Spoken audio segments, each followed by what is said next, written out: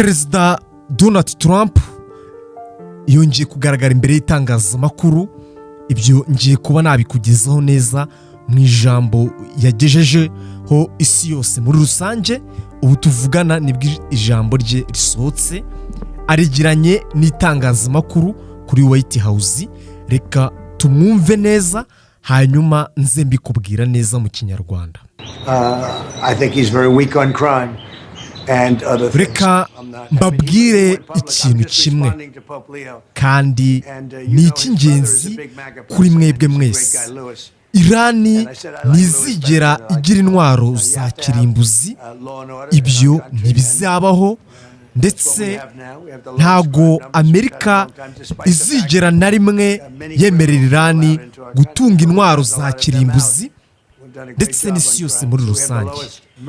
Twagiranye ibiganiro byinshi byari byiza, twarabyishimiye nkatwe Leta Zunze Ubumwe za Amerika. Twemeranyirijwe kuri byinshi, ariko hari ikintu cy'ingenzi batabashije kumvikana natwe. Nitwemeranye ku bigendanye n'intwaro za nucleaire. Badusabye ko cyaba igihugu cyigenga, badusaba ko bakora nucleaire, ariko ibyo ngibyo ntago bishoboka. Ntago twakwemerera igihugu nka kiriya gutunga intwaro za kirimbuzi, kandi namwe murabizi. Nanone mwongere murebe neza, Irani iri kugerageza gukanga isi, ikanga isi ikoresheje mu gufunga Hormuz. Ibyo ngibyo ntabwo ari igikangisho wakangisha Amerika ndetse n'isi yose muri rusange. Twashyizeho igisirikari gishinzwe gutegura ibisasu, icyo kiri mu nzira kijya muri Hormuz. Ibyo ngibyo nabyo nzabibatangariza umunsi bazaba bamaze gukuramo ibisasu. Izo ngizo ni intego Leta Zunze Ubumwe za Amerika zihaye kandi zizageraho. Kandi mumenye neza n'ibi bindi, Amerika ntikeneye peteroli y'abanya-Irani. Dufite nyinshi kurusha bose. Yego, dufite peteroli nyinshi kurusha n'abanya-Saudi Arabia, Abarusiya ndetse n'ibindi bihugu byinshi. Ariko si ibyo, ntabwo ari ibyo dukeneye twebwe nk'Abanyamerika. Twe dukeneye ko inzira ifungurwa, inzira y'isi yose, ubucuruzi bugakorwa neza, ingendo zigakorwa. Irani nk'abantu babi bafunze inzira isi yose ikoresha, ariko twe nk'Abanyamerika nta peteroli tubakeneyeho.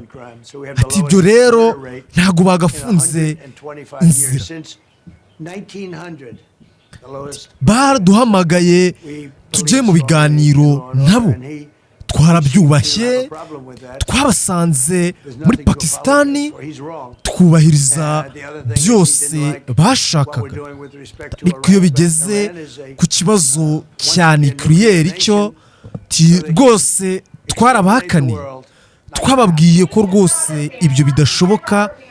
Atoya, ibyo ngibyo ntabwo byakunda, ntabwo byashoboka ko twareka igihugu cyazatera ibibombe mu bindi bihugu byinshi nka kiriya. Rwose isi tugomba kugikumira.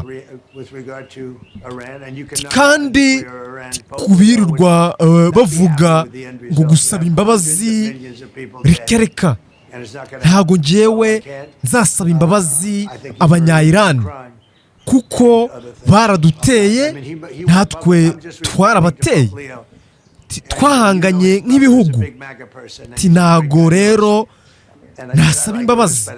Leta zunze ubumwe za Amerika ntabwo twebwe twasaba imbabazi rwose, kuko twararwanye, igisirikare cyabo cyo mu mazi twaracyangije, mwese murabibona. Twangije igisirikare cyabo cyo mu kirere, twagishyize hasi.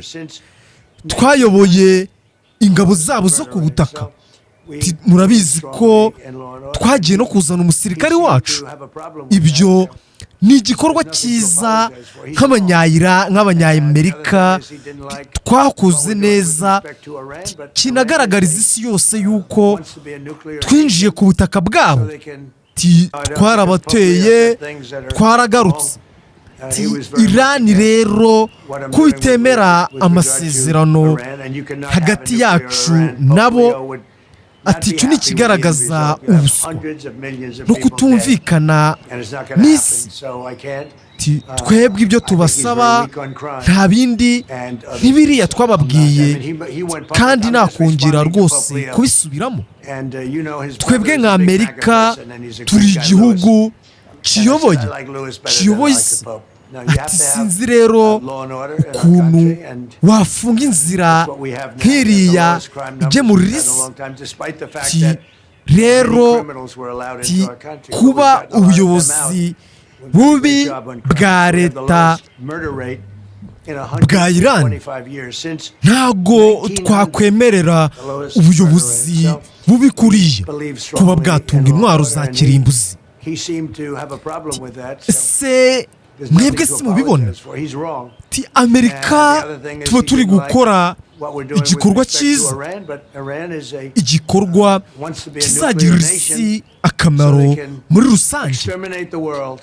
Rero twagiranye ibiganiro byiza, visi perezida baraganiriye, twamwohereje tumwizeye yuko bazagirana ibiganiro byiza, ariko barabyanze. Twebwe nk'igihugu cya Amerika, twebwe ibiganiro turabyemera kandi turabyishimira nk'uko mubibona. Kandi nibakenera n'ibindi biganiro turahari. Ariko ikibazo ntabwo bashaka ibiganiro binyuze mu mucyo, barashaka ko tubarasa. Nibyo byonyine bashaka. Twohereje ingabo muri buriya burasirazuba bwo hagati, ibyo byose mwirwa mubibona. Twebwe nka Leta zunze ubumwe za Amerika babwije ukuri yuko twiteguye 100% kurwana n'umwanzi.